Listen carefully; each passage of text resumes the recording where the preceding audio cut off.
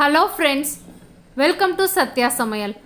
இன்றைக்கி நம்ம ஃப்ரெஷ்ஷாக மசாலா வறுத்து அரைச்சி முட்டை குழம்பு எப்படி பண்ணுறது அப்படின்னு பார்க்கலாம். இப்போ நம்ம வீடியோவுக்கு போகலாம். நான் இன்றைக்கி 6 முட்டை எடுத்து நல்லா கழுவிட்டு வேக வச்சுருக்கேன். 1 ஸ்பூன் அளவுக்கு நல்லெண்ணெய் எடுத்துக்கலாம். இதில் 2 டேபிள் ஸ்பூன் அளவுக்கு முழு மல்லி விதை, 1 டீஸ்பூன் அளவுக்கு சீரகம், லோ ஃப்ளேம்லேயே வச்சு வறுத்து விட்டுக்கலாம். 1 டீஸ்பூன் அளவுக்கு சோம்பு, அரை டீஸ்பூன் அளவுக்கு மிளகு. இது எல்லாமே நல்லா வாசனை வர்ற வரைக்கும் நம்ம வறுத்து விட்டு எடுத்துக்கலாம். மசாலா மட்டும் கருகிராமல் வறுத்து எடுத்துக்கலாம். கருகிச்சு அப்படின்னா குழம்புல ஒரு கசப்புத்தன்மை வந்துடும். இதில் 2 கிராம்பு, சின்னதாக ஒரு துண்டு பட்டை சேர்த்துக்கலாம். உங்களோட கார தேவைக்கு தகுந்த மாதிரி மிளகாய் வத்தல் சேர்த்துக்கலாம். எந்த பொருளுமே வறுத்தரைக்கும் பொழுது கொஞ்சமாக கருவேப்பிலை சேர்த்துக்கிட்டோம் அப்படின்னா அந்த ஃப்ளேவர் ரொம்பவே நல்லாயிருக்கும்.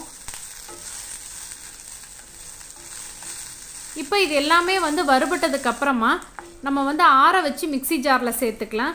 இது கூட நம்ம மித்த பொருட்கள் எல்லாமே வறுத்து சேர்த்துக்கலாம். அதே கடாயில் கொஞ்சமாக எண்ணெய் விட்டுட்டு அரை கப் அளவுக்கு சின்ன வெங்காயம் சேர்த்துக்கலாம்.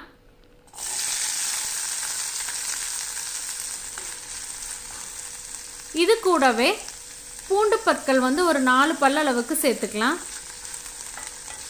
இஞ்சி இதிலேயே கூட நீங்கள் சின்ன துண்டு சேர்த்துக்கலாம். ஆனால் நான் முட்டை குழம்பு வைக்கும் பொழுது தட்டி சேர்த்துக்க போகிறேன். அதனால் இதில் பூண்டு மட்டும் சேர்த்துருக்கேன். இப்போ நம்ம மசாலாவை மிக்ஸி ஜாருக்கு மாற்றிருக்கோம். இதை ஆற வச்சு லைட்டாக 2 ஓட்டு ஓட்டிட்டு அதுக்கப்புறமா இதெல்லாமே சேர்த்து அரைச்சிக்கலாம்.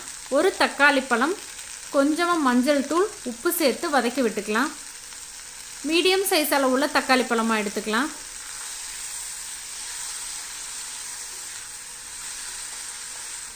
தக்காளி நல்லா வதங்கி வந்துருச்சு. இதில் அரை கைப்பிடி அளவுக்கு தேங்காய் துருவல் சேர்த்துக்கலாம். ஸ்டவ்வை ஆஃப் பண்ணிவிட்டு ஒரு வாட்டி லைட்டாக கலக்கி விட்டால் போதும். முட்டையும் நமக்கு வெந்துருச்சு. இப்போ ஆறின மசாலா பொருள் எல்லாமே தண்ணி விட்டு இந்த மாதிரி நல்லா விழுதாக அரைச்சி எடுத்துக்கலாம். இன்னொரு கடாயில் கொஞ்சமாக நல்லெண்ணெய் விட்டு கடுகு, சீரகம் தாளித்து விட்டுக்கலாம்.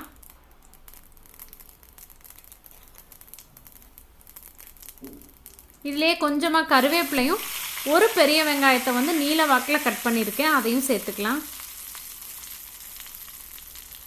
இது கூடவே இடித்து வச்ச இஞ்சியையும் சேர்த்துக்கலாம்.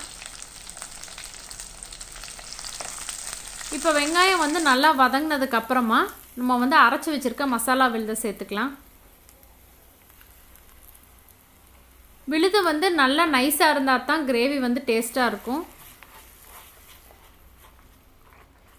லைட்டாக ஒரு 2 நிமிஷம் வதக்கி விட்டுட்டு இதில் குழம்புக்கு தேவையான அளவுக்கு தண்ணி சேர்த்துடலாம்.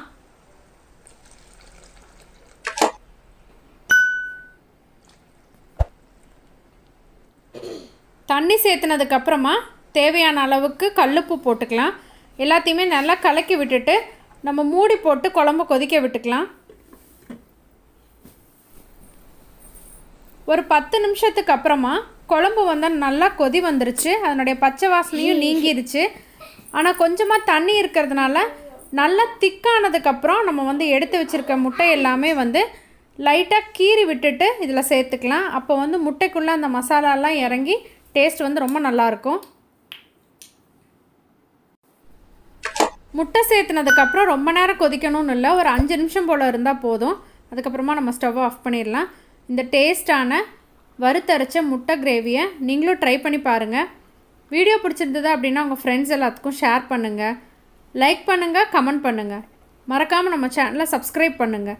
சுவையறிந்திட சுவைத்து பாருங்கள். தேங்க்யூ.